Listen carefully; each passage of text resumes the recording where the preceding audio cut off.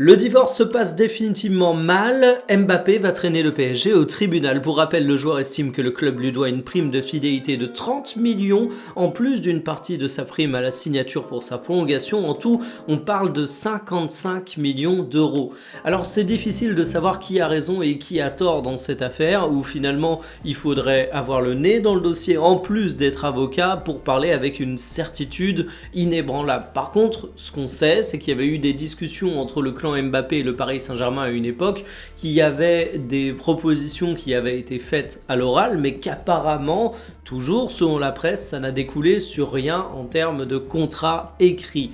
Dans un premier temps, eh bien, c'est du côté de la Ligue que l'affaire a été renvoyée et finalement, la commission juridique de la AFP s'est pas trop mouillée et elle a proposé une médiation. Alors, je dis qu'elle s'est pas trop mouillée, mais en réalité, régler ce genre de désaccord par une médiation, c'est une solution qui est ultra courante dans le monde des affaires. C'était pas trop surprenant de voir la LFP aller de ce côté. Sauf que cette médiation, si elle a été acceptée sur le principe par le Paris Saint-Germain, elle a été refusée par le clan Kylian Mbappé et donc cette affaire va être directement au tribunal. Je suis curieux de voir comment ça va se terminer, mais une chose est sûre, s'il y a un petit peu de rancœur entre certains supporters du Paris Saint-Germain et Kylian Mbappé, c'est pas ça qui va arranger les choses. C'est une affaire de gros sous, de contrat. Je le redis, c'est très difficile de savoir qui a raison et qui a tort dans cette affaire, mais en tout cas le divorce est bien acté.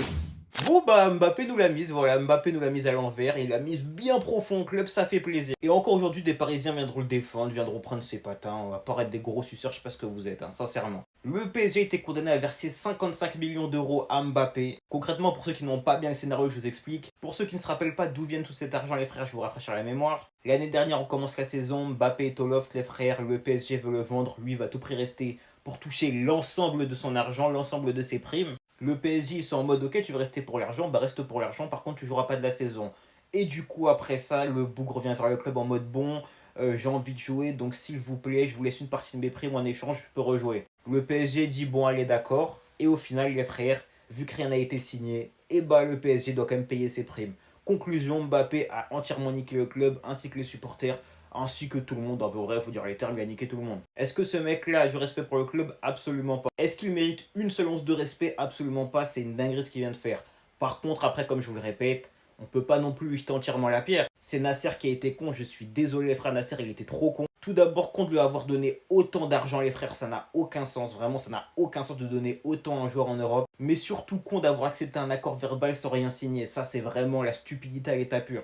Comment est-ce que tu prends sa parole pour acquis, ça n'a aucun sens. Donc bref, résultat des comptes, il a niqué le club, ça fait super plaisir, vraiment ce gars-là est détestable au possible. Il est détestable.